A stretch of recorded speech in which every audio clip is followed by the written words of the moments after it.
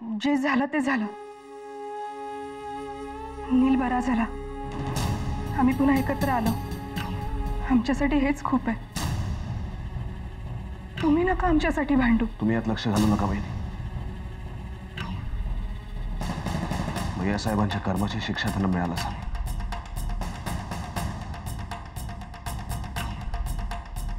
भाऊजी, भाऊजी थांबा. नील, तू का त्यांना जाऊ दिलंस? तुला त्यांचा स्वभाव माहिती आहे ना.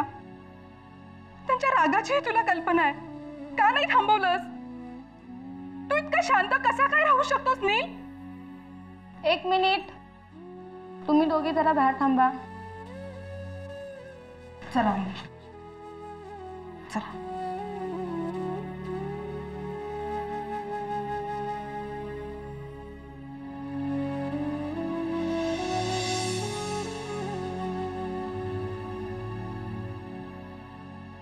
वहिनी, देवयानी, मला भैया साहेबांचा बदला नाही घ्यायचा.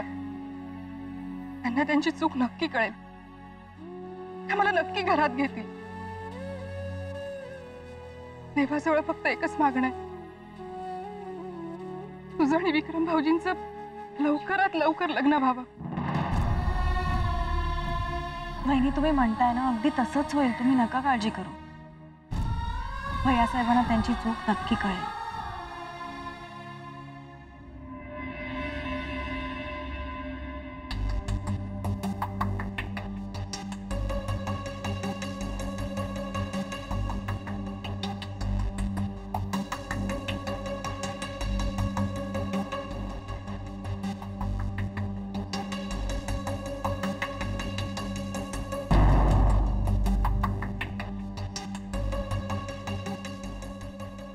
रणवीर राजे, आदित्य राजेंना फोन करून विचारा आणि येताना त्यांना म्हणावं की नील राजेंना बरोबर घेऊनच या.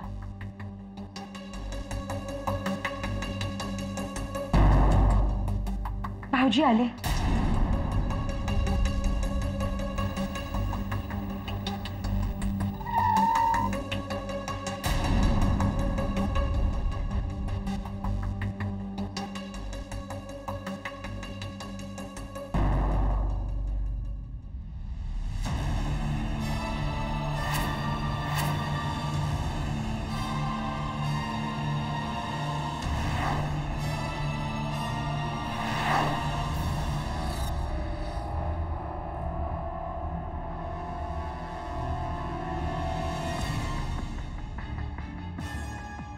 आदित्य, नील राजे कुठे आहेत? त्यांना तुम्ही तुमच्या बरोबर का नाही आणलं?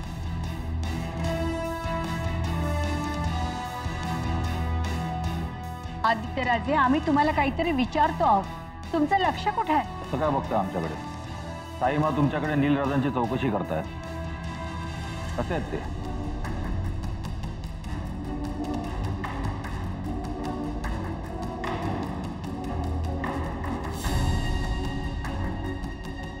साईमा आणि प्रियदर्शिनी वहिनींना नीलभाई यांची वाटणारी काळजी आम्ही समजू शकतो भैया साहेब. पण तुम्हाला खरंच नीलभाई यांची एवढी काळजी वाटते?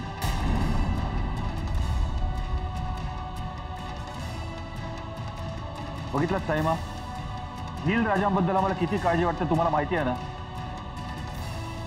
पण आदित्य राजे, बस भैया साहेब, आम्ही तुमच्याशी स्पष्टपणे बोलतोय. तुम्हीही आमच्याशी स्पष्टपणेच बोला. आपला हेतू साध्य करण्यासाठी साईमांच्या पदरात लपण्याचे तुमचे दिवस आता संपलेत. आदित्य राजे, आम्ही तुम्हाला नील राजांच्या बद्दल विचारतोय. हे तुमचं काय चाललंय? आम्ही नील भैयांची तब्येत कशी आहे हे जाणून गेल्याच हॉस्पिटलमध्ये गेलो होतो. पण आज आम्ही पहिल्यांदा नील भैयांना जाणलं आणि म्हणूनच आम्ही हे बोलतो. जाऊ द्या ना साईमा. नील राजांना जो कोणी भेटतो त्याची अवस्था काही काळाने नील राजांसारखीच झालेली असते. भैया साहेब, तुम्ही खूप धूर्त राजकारणी आहात हे आम्हाला माहिती आहे. पण हे राजकारण तुम्ही आपल्या लहान भावाविरुद्ध वापराल याची आम्ही कधी कल्पनाही केली नव्हती. विक्रमादित्य, कुणासमोर काय बोलतोय याचं भान ठेवा.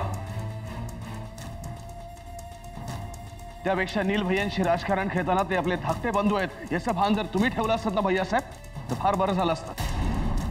आदित्यराजे, आम्ही तुम्हाला नीलराजांच्या बद्दल विचारतो आहोत. आणि हा तुमचा काय वाद चाललाय? नीलराजांच्या बद्दल सांगण्याऐवजी तुम्ही हे काय करताय? नील भैयांच्या तब्येतीची काळजी घेण्यासाठी रागिणी वहिनी समर्थ आहेत.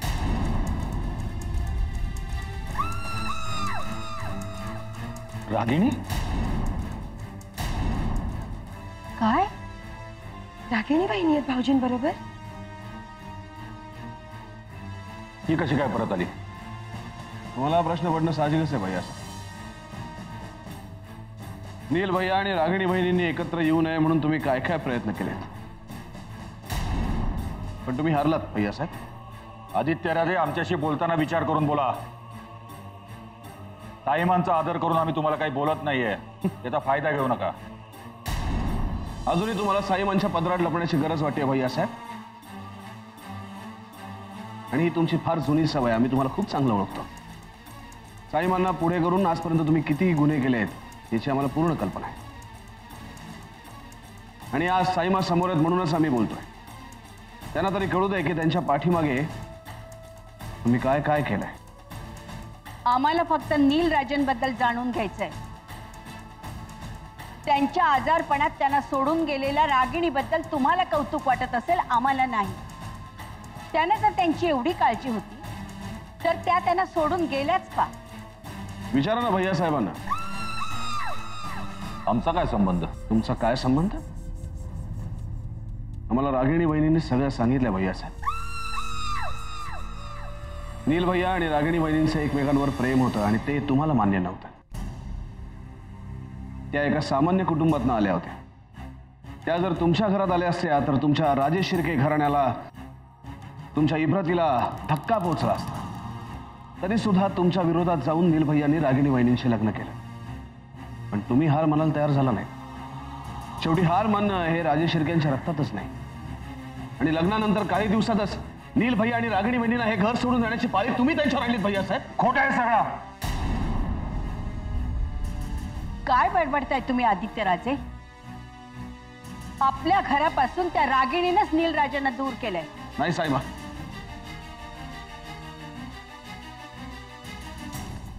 मी आई म्हणून बोलायला लागत ना साईमा की तुमचा प्रॉब्लेम होतो. सत्य काय ते समजून न घेता तुम्ही भावनेच्या आहारी जाता आणि त्याचाच फायदा आतापर्यंत भैया साहेब करून घेत आले. ती रागिणी खोटं बोलते.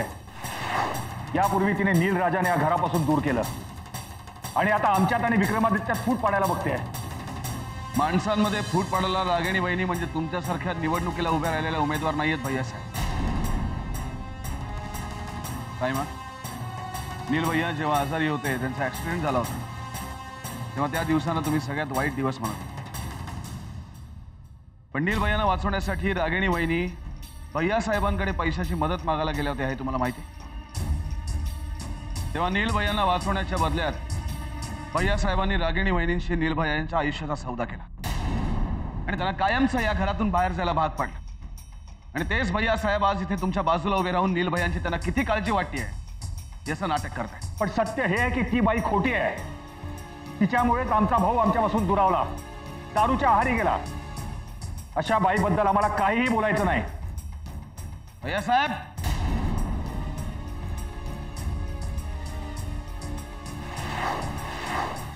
आजही तुम्ही इथनं पळ काढताय. अर्थात ही तुमची खूप जुनी सवय.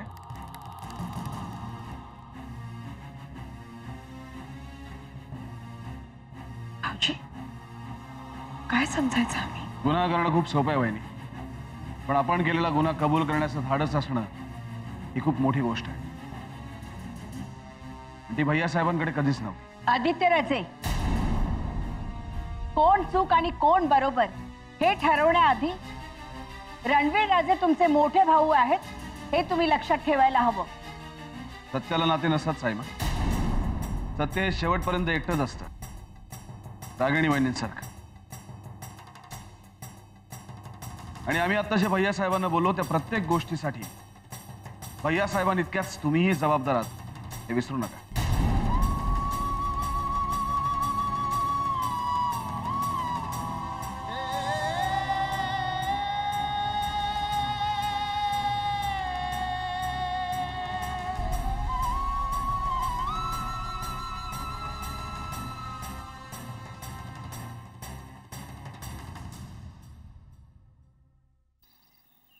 साक्षी साक्षी आज मी खूप खुश आहे. हो काय झालं? विक्रमला नील भैया आणि रागिणी वहिनींबद्दल सगळं कळलं. काय सांगतेस काय? हो, आणि त्या दोघांना मीच एकत्र आणलंय हेही त्याला कळलं. मग विक्रम काय म्हणाला? नील भैयांवर त्याचं किती प्रेम आहे आणि त्यांच्याबद्दल त्याला किती काळजी वाटते हे त्याच्या चेहऱ्यावरच दिसत होतं. आणि तुला माहितीये, जेव्हा त्याला कळलं ना की ह्या सगळ्यामागे भैयासाहेबांचा हात आहे, तेव्हा तर त्याला खूप राग आला होता. साक्षी, तुम्ही कितीही म्हणालात ना तरी माझा विश्वास आहे विक्रमवर. तो खरंच वेगळा आहे आणि आता तर माझी खात्री आहे की आम्ही दोघं लवकरच एकत्र येऊ. देवयानी,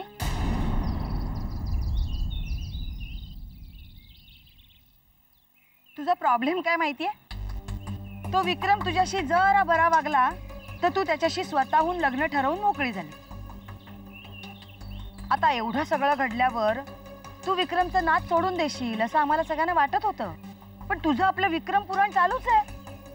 देवयानी, तुझ्या जागी जर दुसरी कोणी मुलगी असती ना तर दुसऱ्याच कुणाशी तरी लग्न ठरवून मोकळी झाली असती, पण तुझं आपलं विक्रम विक्रम जप चालूच आहे. त्यामागे काही वेगळं कारण नाही ना? म्हणजे त्या रात्री हॉटेलमध्ये तुझ्या आणि विक्रम मध्ये असं काही घडलं नाही ना की ज्यामुळे विक्रमशी लग्न करण्याशिवाय तुझ्याकडे पर्यायच उरला नाही?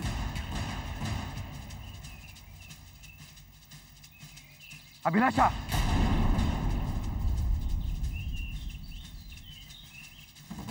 या आला. पुतणीने काय पराक्रम केले ते ऐका. अभिलाषा गप्प बस. तुमच्या ओरडण्याने सत्य लपून राहणार नाही. मला तर हिच्या या विक्रम पुराणामागे हे एकच कारण दिसतं. आणि तसं नसेल तर चल तुझ्या आईच्या डोक्यावर हात ठेव आणि सांग हे सगळं खोटं आहे म्हणून. चल. अभिलाषा, काकू, अभिलाषा तिचा हात सोड. देव तू आज जा.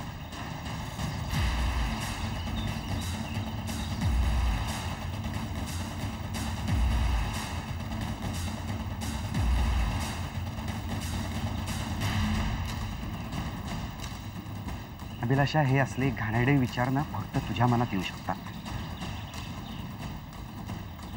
हे तुम्ही मला काय बोलताय? आता जे काही मी देवयानीला विचारलं ते खरं तर तुम्ही विचारायला हवं होतं. थांब अभिलाषा.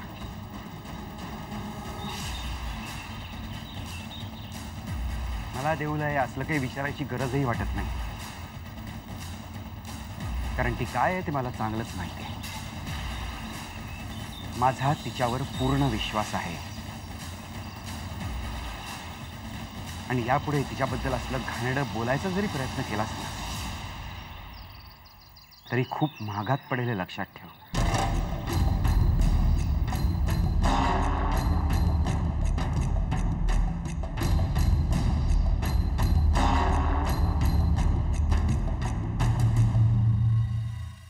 विक्रम भाऊजी, तुम्ही ह्यांच्याबद्दल जे काही बोललात ते गैरसमजुतीतून बोललात की खरंच रागिणी बहिणी आणि नील भाऊजींना वेगळं करण्यात रणवीर राजेंचाच हात आहे?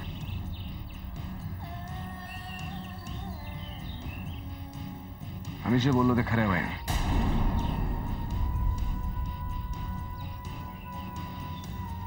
फार मोठी चूक केली आहे याने, अक्षम्य चूक.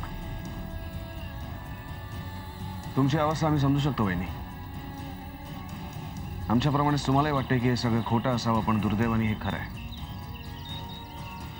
नील भैया आणि रागिणी बहिणींप्रमाणेच भैया साहेबांनी आपलाही विश्वासघात केलाय.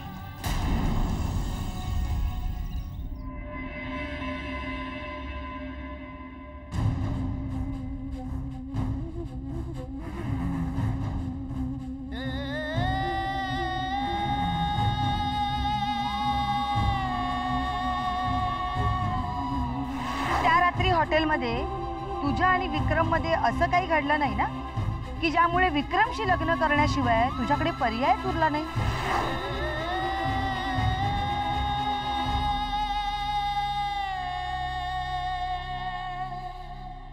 देव,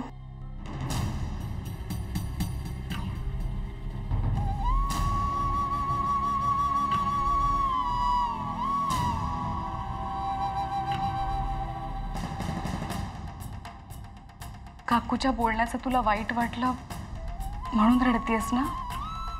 की काकूने तुला जे विचारलं ते?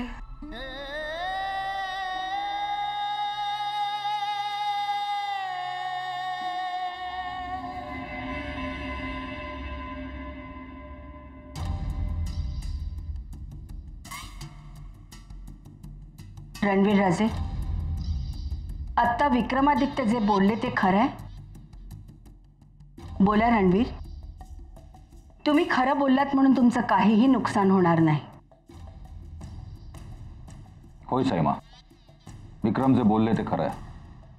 नीलराजा आणि रागिणी यांना एकमेकांपासून दूर करण्यास आम्हीच कारणीभूत आहोत. पण ही गोष्ट तुम्ही आमच्यापासून का लपवून ठेवलीत?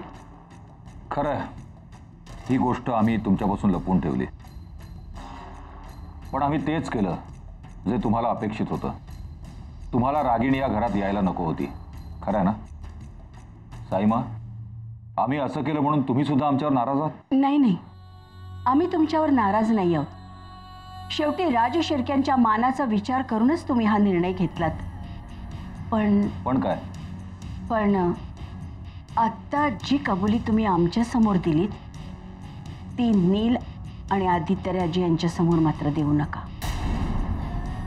हो रणवीर, कारण हे सत्य जर त्यांना समजलं तर तुम्हा भावात नक्कीच वाद होईल आणि तुम्हा तिघा भावात भांडण झालेलं आम्हाला बघवणार नाही. उद्या ती रागिणी येऊन तुम्हाला खोटं पाडण्याचा प्रयत्न करेल, त्यावेळी आम्ही तुमच्या पाठीशी ठाम उभे राहू. पण त्यासाठी तुम्हीही तुमच्या मुद्द्यावर ठाम राहायला हवं. रणवीर, आमच्यासाठी एवढं कराल ना? साईमा, या घरातला प्रत्येक निर्णय घेताना आम्ही फक्त तुमचाच विचार करत आलो. आम्हाला ठाऊक आहे, म्हणून तर तुमचा निर्णय चुकीचा असून देखील आम्ही तुमच्या पाठीशी ठाम उभे आहोत.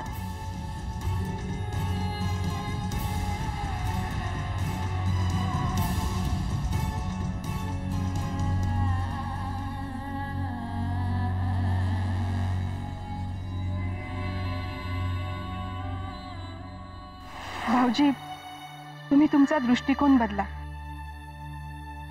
नकळतपणे का होईना पण तुमच्या मनात प्रेमाबद्दल आणि स्त्रियांबद्दल जो गैरसमज निर्माण झाला तो दूर सारा.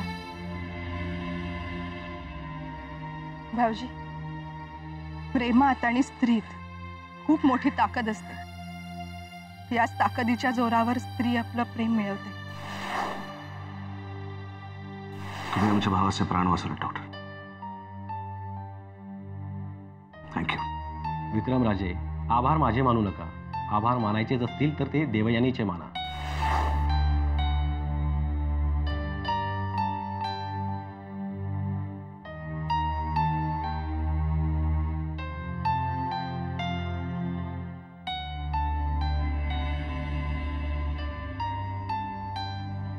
तेव्हा असं वाटलं की प्रेम बिम सगळं खोट आहे तो फक्त व्यवहार आणि स्वार्थ.